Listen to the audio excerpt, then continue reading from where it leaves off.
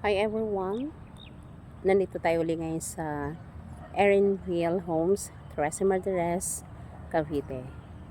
So ito yung Duplex 44, bagong model unit po dito sa Erenville.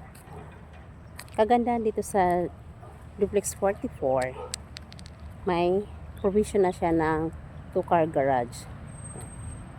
So dalawang sasakyan, kasya na po dito. So ang regular lot area po nito is 72 at saka 80 square meter ang kanyang lot area din, while the floor area 44 square meter.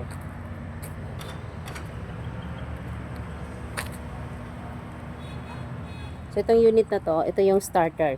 Ibig sabihin ng starter, yun po yung semi-complete. So ito naman yung kanyang magiging carport. Kung kita nyo, luwag po niyan. Ford Everest, Montero, kasya po dyan. Pick up, dalawang sasakyan po ang kasya dito. So, discuss ko lang sa inyo yung difference ng 72 at saka ng 80.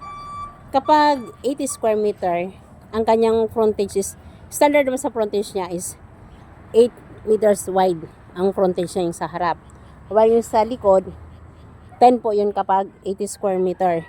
Pero kapag 72, 9 naman. So, yan yung difference. So, yung itong guhit na to, kapag hanggang dyan yung lote, yung sa may hollow blocks na yan. So, that's for 80 square meter. Then, ito naman, yung sa isang guhit dito is 72. So, for example, 72 square meter yung napili na unit, yung lot area.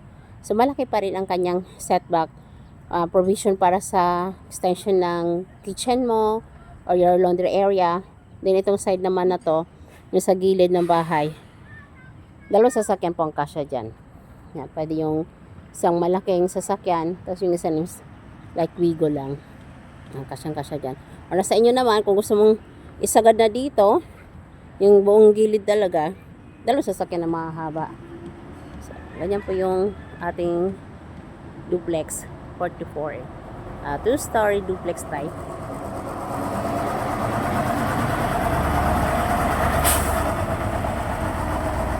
So, yung sa itong portion naman, yun po yung duplex bungalow type namin. So, pasukin natin si starter. Ito po yung semi-complete. Ang ganyan na rin po ang kanyang pintuan. So, naka-paint na yung wall niya. So, ang wala lang talaga is yung floor tiles. Kasi yung hagdan niya, finish na rin yung hagdan niya. May handrail na rin. So, ito yung sink mo. Then, pwede dito ilagay yung ref. Or optional naman, pwede mo itong ilagay yung gas range mo. Kaya dito naman pwede ilagay yung gas range. Depende yan sa inyo, ha. Pwede rin ang gawin nyo. Dito ilagay yung, lagyan nyo na lang dyan ng harang, ditong banda. Then, pwede nyo dyan ilagay yung TV. Nasa inyo yan kung paano ayusin yung bahay. So, kaya ito naman to living area nyo. So, ito yung sinasabi ko sa inyo kanina na yung likod maluwag. Yan. So, maluwag pa yung space dyan. So, pwede nyong ilabas yung kitchen nyo para ito mas lumuwag na to. Alisin nyo yung sink nyo dito. Then, ito naman yung turnover ng toilet and bathroom niya. So, kahit starter or semi-complete type unit, ganyan o ang turnover niya. May shower head na siya. Siyempre, may lavatory. Then, yan. May complete na rin yung kanyang bowl niya dyan. So, akit tayo sa taas, ha. So, sa unang window, yung sa frontage ng unit nyo is naka-sliding door. Ito no is jealousy naman dito. Kaya maganda tong door nila. Kasi para iwas sa init at saka ulan. Kasi kung kahoy kasi yung main door, possible mababasa, masisira siya agad. Akyat tayo dito sa taas.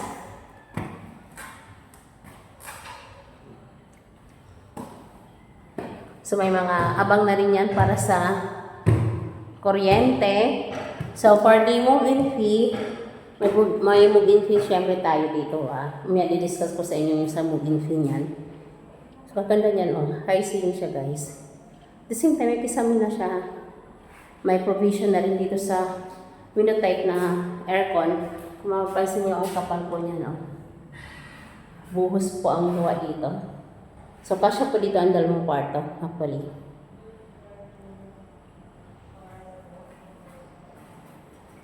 So, yung move-in fee dito, 17,500. Kanyang move-in fee. Para na rin yung sa HOA membership. Then, yung RPT niya, advance per day RPT, yung real estate property tax natin, real property tax natin. So, bayad na yung first 2 years. Then sa Meralco installation, kasi dito sa 13, Meralco po dito, ng ating electric provider. Yung sa tubig nga lang, kasi kay ARC yun, so, separate po yung payment para sa installation ng water. That's, I think, that's 2,800. So, around 20,300 yung kailangan na i-prepare natin for the move-in fee. Yan.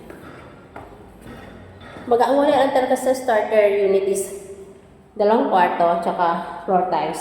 Pero, sa price difference niya, around 200,000 ang price difference between the starter and the complete type. Kasi nasa inyo yun kung gusto nyo is i-starter lang ang kukunin nyo para at least masusunod nyo yung gusto nyo design, yung size, yung brand ng tiles. Kasi 200,000 din po yung price difference between the 2 units din. Yan. Ito yung starter din. Pupunta tayo sa complete type, guys. Pasok, ma'am.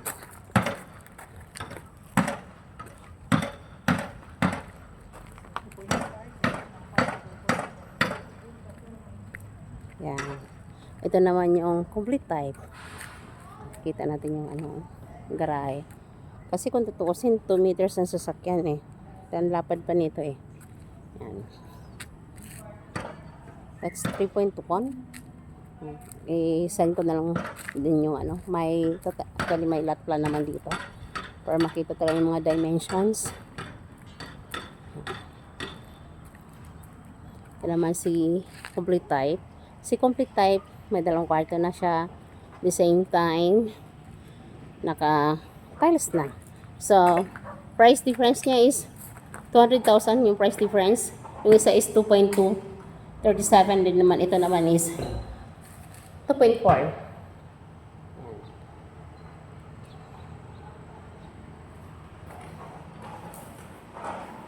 Yun lang talagang kaibahan niya. Nakatalis na itong complete type. Then, sa CR, wala namang pinagkaiba sa semi-complete at saka complete type. Same lang din.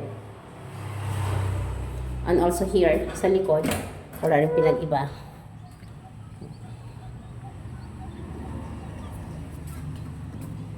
Maganda ng mga pintuan nito kasi nga iwas na rin yan sa rust tsaka pagkabulok. Diba? Dahil may mga ongoing construction na doon. So, akitin natin si complete type. So, si complete type may 2 kwarto na sa... Oh, may gumagawa. Sorry. Ayan po.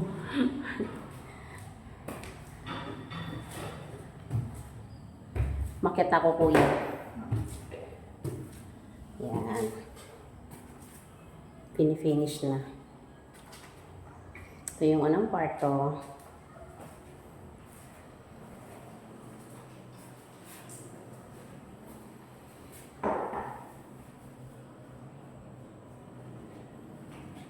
Yung isa. Yan.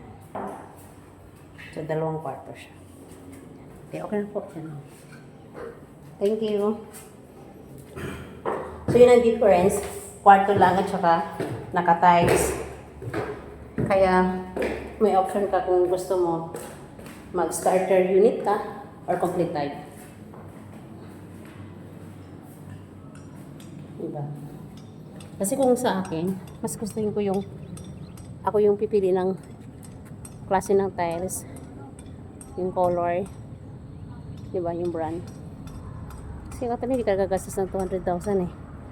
Kasi 44 square meter lang naman ang bahay mo. Kwarto lang. At the same time, tiles. Diba?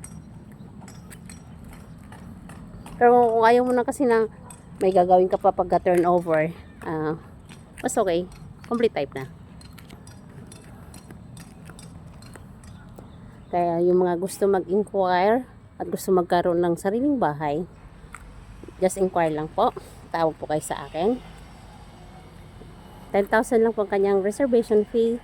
Then, initial documents for reservation. Ano lang, 2 valid IDs. Then, 1 month payslip. Then, to follow na yung other documents like proof of billing, birth certificate or the marriage contract. Then, CUEC. Yung certificate of employment with compensation, syempre. Kailangan naka-indicate yung magkano talaga yung salary mo. Kung may mga allowances ba, dapat naka-indicate din. Kailangan kung ano yung nakalagay sa payslip, nakalagay din sa CUEC para at least masama siya sa basic income, yung allowances natin. Pero kapag hindi kasi nakadeclare yon, magbe-base lang po tayo sa basic. So, required income po natin dito is 40,000. Yan, sa 13,000 lang monthly nito sa Pag-ibig. Kagandahan pa nito guys, si 1988 nag-offer ng flexible terms para sa down payment. So, down payment lang natin dito is 200 plus. Pero yung DP niya, ni-staggered pa. Kumbaga, dinalawang kahati niya. So, yung unang kalahati is 139, 300. Tapos, payable naman po yun ng 10 months. Then, yung remaining na 85,000. Optional po yon na pwedeng bayaran within 5 years. So, ang mangyayari noon, yung 1,000 plus na remaining DP, isasabay na siya sa monthly amortization natin sa Pag-ibig. So, more or less, nasa 15,000 na magiging monthly for first 5 years. Pero nasa inyo naman yung kung gusto nyo ganun na pagsabay siya or pwede naman yun i-pay na ng buo yung down payment, yung remaining na 85. So, let's say, bayaran mo agad yung remaining na 85, may less pa ng 10,000. So, magiging 75,000 na lang yan. Yan. So, hanggang dito na lang tayo, guys. Sa mga gusto mag-inquire at gusto magkabahay, diba? Tawagan nyo lang ako.